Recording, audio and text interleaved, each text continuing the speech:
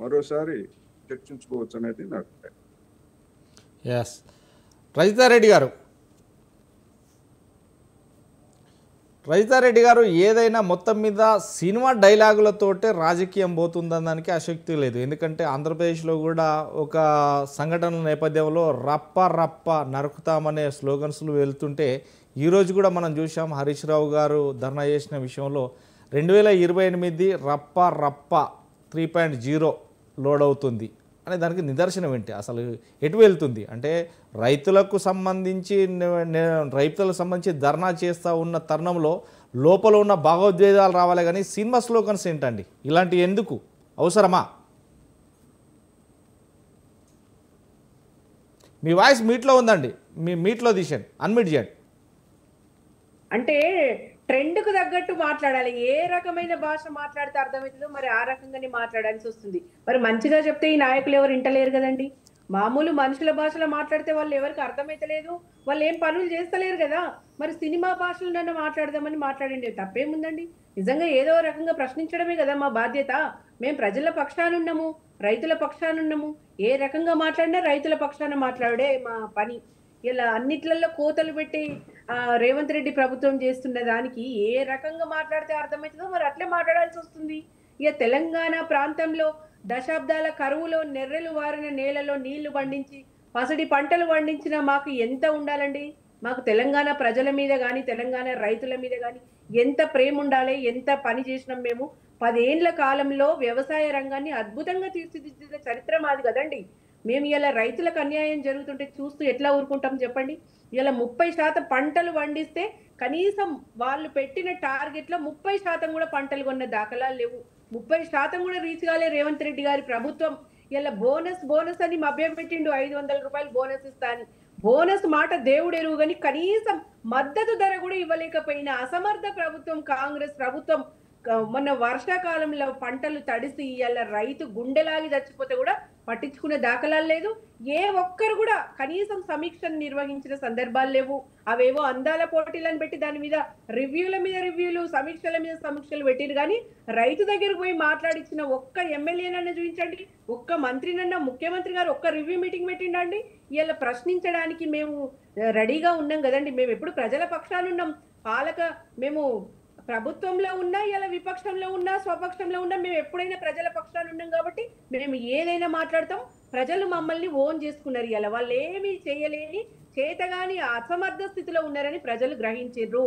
ఇలా ఐకేపీ సెంటర్ల దగ్గర, ఇలా మన కల్లాల దగ్గర రైతులు పండించిన పంట కొనేవాడు లేడని ఎవరైనా ఆఫీసర్స్ వస్తే కాళ్ళ వేళ్ళ పడ్డా కూడా కనీసం వాళ్ళు కొనాల్సిన టార్గెట్లో సగానికి సగం కూడా కొనలేదంటే ఈ ప్రభుత్వంని ఏమనాలి, ఏ రకంగా మాట్లాడాలి, ఏ భాషలో మాట్లాడితే అర్థమవుతుందో కూడా మాకు తెలుస్తలేదండి. అంటే ఇటువంటి ప్రభుత్వాన్ని ఏరి కోరి తెచ్చుకున్నందుకు రైతులు ఎవరి బాధ అంటే ఏం చెప్తారు, వాళ్ళ బాధ ఏ రకంగా చెప్పినా అర్థం కాదు. కానీ ఇంకా కేసీఆర్ గారు చేసిన దాంట్లో అట్లీస్ట్ ఆయన పెట్టిన పథకాలను కూడా కొనసాగించలేని దీన స్థితిలో వీళ్ళు చేరిపోయినట్టే. ఇంతకంటే అసమర్థ ముఖ్యమంత్రి ఎవరైనా ఉన్నారా అని నేను అడుగుతున్నా. ఇలా గతంలో కేసీఆర్ గారు వడ్డీ లేని రుణాలు ఇచ్చి రైతులను ప్రోత్సహించి అసలు పట్టణాలకు వలస వచ్చిన వాళ్ళు కూడా మళ్ళా పోయి పల్లెల్లో వ్యవసాయం చేసుకుంటూ కేసీఆర్ గారి కాళేశ్వరంతో లక్షల ఎకరాలు పండించుకొని బాగుపడ్డ రైతులను చూసినామండి. ఇలా పాడి రైతులకు ప్రోత్సాహం ఇస్తే పంటలు పండించుకుంటా పశుపక్షాదులతో ఇంత సుభిక్షమైన తెలంగాణ అండి. పచ్చని పసడి పంటల తెలంగాణ. ఎటు చూసినా పచ్చగా, ఎండాకాలంలో సైతం మత్తళ్ళు దుంకినాయండి చెరువులు. 3 పంటలు పండించుకున్న ఘనత రైతులకు ఉండే. మరి ఇలా చూస్తే ఎక్కడ చూసినా నీటి చుక్క కనబడతలేదు, నీటి జాడ కనబడతలేదు. కనీసం రైతులకు ఒక్క పంట కూడా చక్కగా పండించుకునేటట్టు లేదు. కనీసం పండించిన పంటను కొనే నాదుడే లేడండి. తెలంగాణ రాష్ట్రం ఏమైపోతుందో అనే ఆందోళన కలిగిస్తుంది. ఇలా రైతు బజార్లు పెట్టినాం మేము. రైతుల కోసం ఎన్ని చేసినాం. విత్తనాలు సకాలంలో ఇచ్చినాం. విత్తనాలలో కూడా మోసం లేకుండా క్వాలిటీ విత్తనాలు ఇచ్చేటట్టు చూసినాం. ప్రతి ఒక్క వ్యవసాయదారునికి కూడా అద్భుతమైన అంటే అతను కోరుకున్నటువంటి వ్యవసాయ తీరును ఆయనకు అందించాలన్న ఉద్దేశంతో కేసీఆర్ గారి ప్రభుత్వం పనిచేసింది. ఇలా చేప పిల్లలు ఎంత అద్భుతం, 1, 2 ఏది చేసినా కూడా అద్భుతంగా పనిచేసినాము. గిరిజనుల వ్యవసాయాలను గిరిజనులను పట్టించుకున్న నాదుడు గతంలో ఎవరైనా ఉన్నారండి? కేసీఆర్ గారు వచ్చినాక వాళ్ళు కూడా వ్యవసాయం చేసుకోవాలి, వాళ్ళ భూములకు కూడా ధరలు రావాలి, వాళ్ళు కూడా బాగుపడాలన్న ఉద్దేశంతో వాళ్ళకు విద్యుత్తు పెట్టించి, వాళ్ళకు తాగునీరిచ్చి అన్ని రకాలుగా వాళ్ళకు ఉచిత విద్యనిచ్చి, గురుకులాల్లో సదుపాయాలు కలిగించి ఎన్నో రకాలుగా ఎన్ని సబ్బండ వర్గాలను ఆదుకున్న ఘనత కేసీఆర్ గారికి ఉంది. మరి ఇలా కాంగ్రెస్ ప్రభుత్వం వచ్చినాక అన్నిట్లలో కోతలే కదండి. ఏది చూసినా కోతలే. కోత లేకుండా ఏది ఇచ్చారు చెప్పండి? పెన్షన్లు చూసినా కోతలే. ఏది ఇలా వికలాంగుల పెన్షన్లో కూడా కోతలు అంటే ఇంతకంటే దారుణమైన పరిస్థితి ఎక్కడైనా చూసినామా అండి? ఇలా కరెంటు కోతలు చూడొచ్చు. కేసీఆర్ కిట్లు కూడా అంటే చిన్న పిల్లలకి ఇచ్చే దాంట్లో కూడా కోతలు పెట్టి ఏం సాధిస్తారండి? ఫీజు రియంబర్స్మెంట్ లో కూడా కోతలు. అన్ని కట్ చేసేట్లోనే వీళ్ళు నెంబర్ 1 ఉన్నారు. కానీ ఏమన్నా అంటే తెలంగాణ రైజింగ్ అవుతుంది. ఇలా ఎక్కడ రైజింగ్ అవుతుంది ఏంది? ఇలా తెలంగాణలో కాంగ్రెస్ పార్టీ నాయకులు ఊర్లలో పోతే ఉరికించి కొట్టే పరిస్థితి తీసుకొచ్చిర్రు. ఇలా మళ్ళీ ఈ దెబ్బతో 20 ఏళ్ల దాకా కూడా కాంగ్రెస్ పార్టీ తెలంగాణలో రాదనేది వాస్తవము.